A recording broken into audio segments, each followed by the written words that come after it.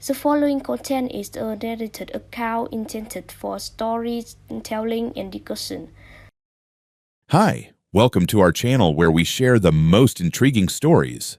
When Andrew Wilson moved into his dream home, he never imagined a battle brewing next door. For 7 years, his backyard was a haven of joy, until Mark Rivers arrived, claiming the land was his. What started as a neighborly dispute spiraled into a high-stakes war of property lines, deception, and resilience. Andrew Wilson had spent the last 7 years building the life he'd always dreamed of. His family's home, nestled in a quiet suburban neighborhood just outside Chicago, was his sanctuary. The 2-story house with its pristine white siding and a wrap-around porch exuded charm and warmth. Beyond the house stretched a spacious backyard, transformed into an oasis for family and friends, a sparkling blue pool, a barbecue area, and a well-maintained lawn bordered by vibrant flower beds. The land, slightly larger than the standard plots in the neighborhood, had been a stroke of luck. 10 years ago, the previous owner had purchased a small portion of the neighboring property to expand the backyard. When Andrew and his wife Emily bought the house, they were thrilled to inherit the added space. It wasn't just a backyard, it was a retreat. Weekends often saw lively barbecues, pool parties, or quiet evenings around the fire pit. For their children, aged 11 and 8, and their golden retriever, Charlie, it was paradise. The neighborhood itself was the epitome of suburban bliss, tree-lined streets, friendly neighbors, and a sense of camaraderie. Over the years, Andrew had formed close bonds with several families. His kids had playmates next door, Emily had her book club, and Charlie was the unofficial mascot of the block. It was a community where everyone knew each other's names and looked out for one another. But everything changed the day the house next door was no longer empty. For months, it had stood vacant after the elderly couple who owned it had passed away.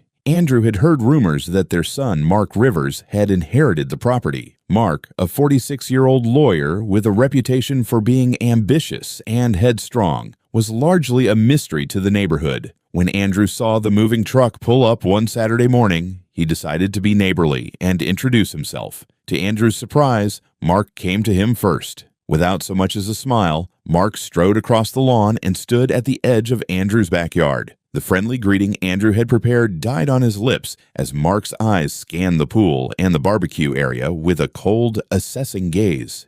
"You need to clear this area," Mark said bluntly, pointing to the pool. "That land belongs to me." The words hung in the air like a thunderclap. Andrew blinked, unsure if he'd heard correctly. "Excuse me," he said, trying to process the accusation. "That part of your backyard," Mark continued, his voice firm, "is on my property. It's my land, and I expect you to remove your pool and whatever else you've built there immediately." Andrew's initial shock gave way to disbelief. He explained calmly that the land had been legally purchased by the previous owner over a decade ago and was now part of his property. He even offered to show Mark the documentation, but Mark wasn't interested. "That land belonged to my parents," Mark said sharply. "I don't know what deal you or anyone else made, but it was wrong. I'll be taking it back." Andrew felt his temper rising but maintained his composure. "Mark, I have all the necessary documents to prove that this land legally belongs to me. If there's any confusion, we can resolve this civilly." Mark scoffed. "I'll be bringing the police if you don't cooperate. And trust me, I'll take this to court if I have to." Andrew watched in stunned silence as Mark turned on his heel and walked back toward his house. It was a jarring introduction to his new neighbor and a harbinger of the storm to come. Later that evening, as Andrew sat in his backyard with Emily, recounting the bizarre encounter, the peaceful glow of the string lights overhead felt almost ironic. What had always been a place of tranquility now felt overshadowed by an uneasy tension. "I'll call the lawyer tomorrow," Andrew said firmly. Emily nodded, her expression a mix of concern and determination. For the first time since moving into their dream home, Andrew felt the security and happiness he'd worked so hard to build begin to shift. Little did he know, this was only the beginning of a battle that would test not just his patience, but his resolve to protect what was rightfully his. Andrew Wilson woke up the morning after his tense encounter with Mark Rivers feeling unsettled. He had dealt with difficult situations before, but nothing quite like this. A neighbor asserting ownership over a portion of his backyard. As he sipped his coffee, he gazed out at the pool, now tinged with the shadow of doubt cast by Mark's accusations. By mid-morning, Andrew decided to take the initiative. He contacted his real estate attorney, Michelle Graves, and explained the situation in detail. Michelle reassured him that if the land was legally purchased, there was no cause for concern. "Get me the paperwork from the sale," she said confidently. "We'll make sure everything is in order." Andrew spent the afternoon rifling through his filing cabinet, eventually finding the property deed, the purchase agreement, and the boundary surveys conducted when he bought the house. The documents clearly showed the expanded boundaries, including the pool and barbecue area. He scanned and emailed them to Michelle, who replied later that evening, "Everything checks out. If your neighbor pushes this further, we'll be ready." Andrew hoped that would be the end of it, but it wasn't. The following day, Mark showed up unannounced, carrying a clipboard and a tape measure. "I need access to your backyard to confirm the property lines," he demanded. Andrew's patience was already wearing thin. "You're not stepping onto my property without permission," he replied firmly. "If you have concerns, take them to your lawyer. I've already confirmed with mine that the land is legally mine." Mark's face darkened. "I warned you this wasn't over. You're not just trespassing, you're profiting off stolen land. I'll see you in court." True to his word, Mark didn't back down. Over the next few days, Andrew noticed him speaking to neighbors, pointing toward Andrew's backyard and gesturing animatedly. Soon the whispers started. At a neighborhood barbecue, Andrew overheard snippets of conversations, speculation about the property dispute, and suggestions that Andrew had taken advantage of Mark's parents. To make matters worse, Mark began sending letters to local authorities, accusing Andrew of zoning violations and illegal construction. One morning, Andrew woke up to find a city inspector at his door. "We received a complaint about unpermitted structures," the inspector explained. Frustrated but cooperative, Andrew provided all the necessary permits and documents to prove the legality of his pool and barbecue area. The inspector, visibly irritated by the baseless complaint, left after giving Andrew a clean report. Meanwhile, Mark escalated his tactics further. Flyers appeared in mailboxes around the neighborhood, suggesting that Andrew had exploited an elderly couple to expand his property. "Is this the kind of neighbor we want in our community?" the flyer read. It was signed anonymously, but Andrew had no doubt who was behind it. The growing tension began to affect Andrew's family. Emily tried to shield their children from overhearing the gossip, but their 11-year-old son, Jack, asked one evening, "Why does Mr. Rivers hate us?" The question cut Andrew deeply. Determined to push back, Andrew doubled down on his preparations. He worked closely with Michelle to gather every piece of evidence, from aerial photos of the property to detailed maps and receipts from the purchase. He even contacted the previous owner, who provided a notarized letter affirming the sale of the land. Despite the strain, Andrew found allies in the neighborhood. His closest friends, Tom and Rachel, reassured him that they didn't believe Mark's lies. "We've seen how much care you've put into your home," Rachel said. "He's just trying to bully you." But Mark's campaign of intimidation didn't stop. One night, Andrew spotted Mark pacing along the property line with a flashlight, muttering to himself. The sight was unnerving, and Andrew felt a deep unease settle over him. Mark's threats became more explicit. During another confrontation, he pointed a finger at Andrew and said, "You're going to lose everything, your backyard, your reputation, and maybe more." Andrew refused to be intimidated.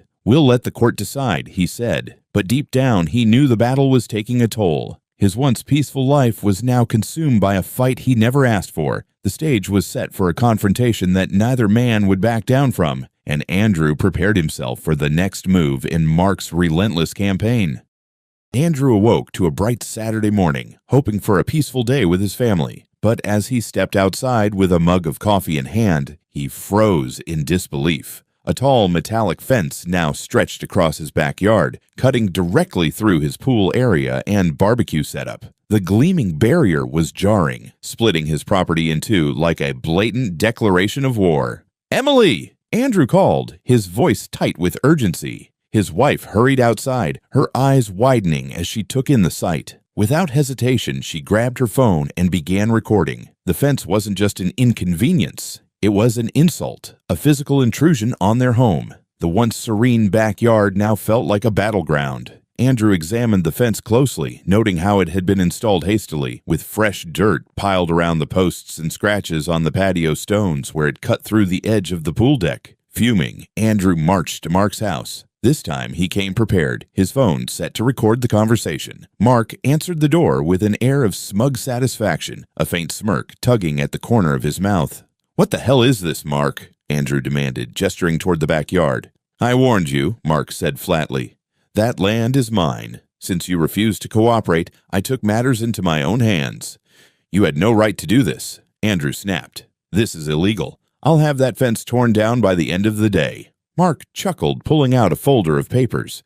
"I thought you might say that. Here's documentation proving the land belongs to me. You'll find the fence is well within my rights." Andrew scanned the papers and immediately recognized inconsistencies. The diagrams didn't match the original survey of the property lines. The signatures and stamps appeared suspiciously imprecise. "These are forgeries," Andrew said, his voice low with controlled anger.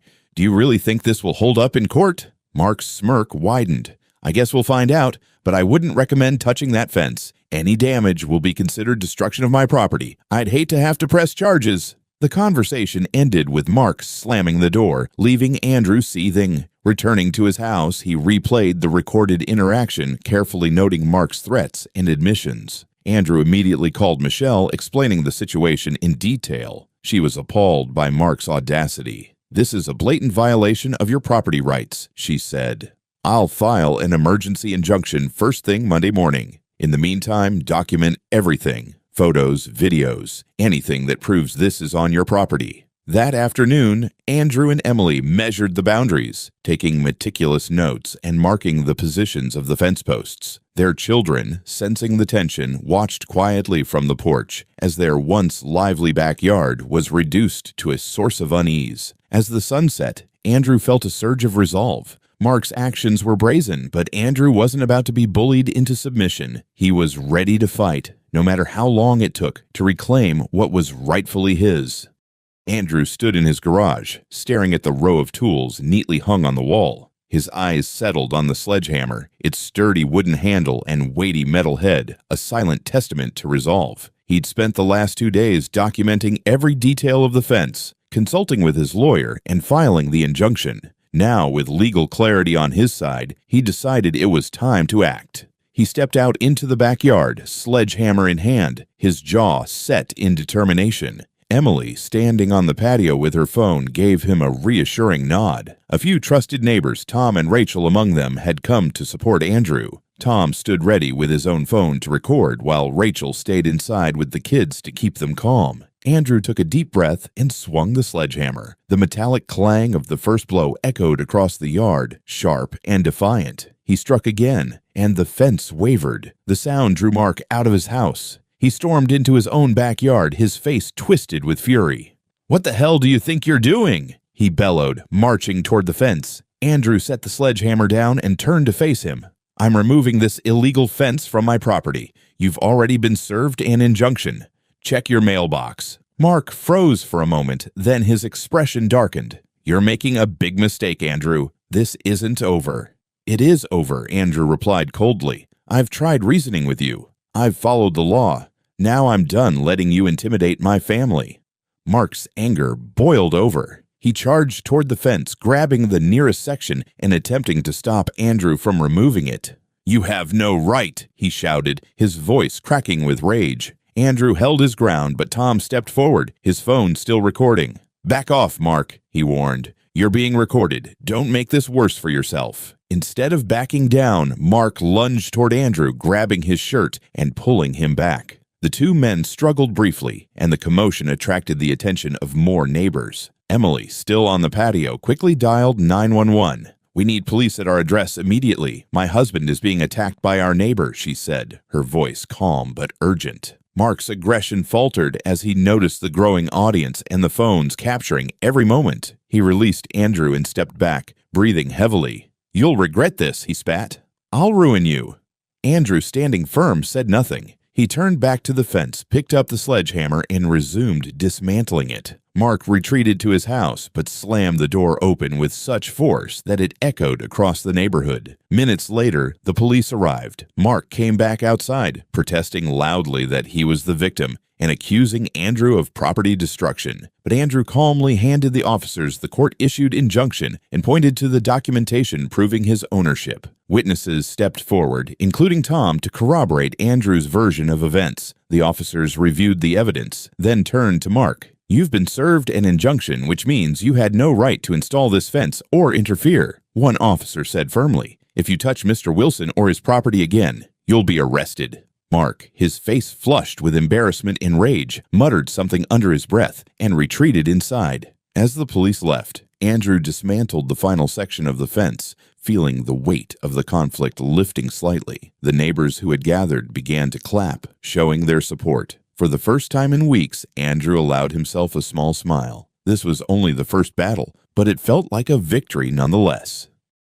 The courthouse was bustling with activity as Andrew arrived with his lawyer, Michelle Graves. Despite the nerves tightening in his chest, Andrew felt prepared. His weeks of meticulous documentation and Michelle's sharp legal strategy gave him confidence. This was the day he would finally put Mark's baseless claims and aggression to rest. Mark arrived shortly after, his demeanor cold and self-assured, clutching a folder of what Andrew suspected were the same forged documents he had seen before. His lawyer, a stern-looking man in a sharp suit, whispered something to Mark before they entered the courtroom. The hearing began promptly. Mark's lawyer launched into his argument, portraying Mark as the rightful owner of the disputed land, and Andrew as someone who had taken advantage of Mark's late parents to seize property that wasn't his. The claims were dramatic, but as Michelle rose to respond, Andrew could see the cracks forming in their case. Michelle presented an array of evidence. The original purchase agreements, property surveys, and testimony from the previous owner, all clearly establishing Andrew's ownership of the land. The documents submitted by Mr. Rivers are not only inconsistent with county records, but bear hallmarks of forgery, Michelle stated firmly. She pointed out discrepancies in the signatures and the unauthorized alterations in the diagrams Mark had submitted.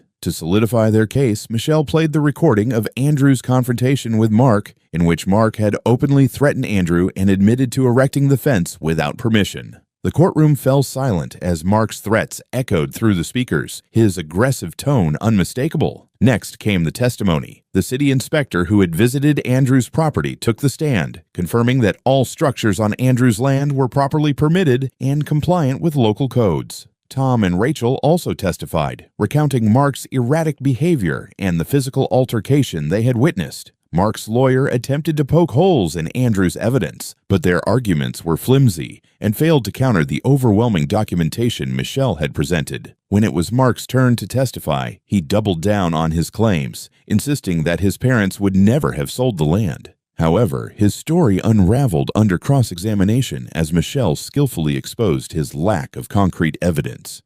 The turning point came when a handwriting expert, called by Michelle, testified that the signatures on Mark's documents were forged. This revelation left Mark visibly shaken, and the smug confidence he had displayed earlier evaporated. The judge, a stern woman with a no-nonsense demeanor, delivered her verdict after a brief deliberation. The evidence clearly shows that the disputed land legally belongs to Mr. Wilson. Furthermore, the actions taken by Mr. Rivers, including the erection of the fence and the submission of forged documents, constitute serious violations of the law. Mr. Rivers is ordered to pay damages for property encroachment, emotional distress, and legal fees. Additionally, this court will refer the matter of document forgery to the district attorney's office for further investigation. Andrew exhaled deeply, the weight of weeks of tension lifting off his shoulders. He turned to Michelle, who gave him a reassuring nod. It was over. Mark, on the other hand, stood in stunned silence, his lawyer hastily whispering in his ear. As the judge left the bench, Mark shot Andrew a glare, but it lacked the venom it once carried.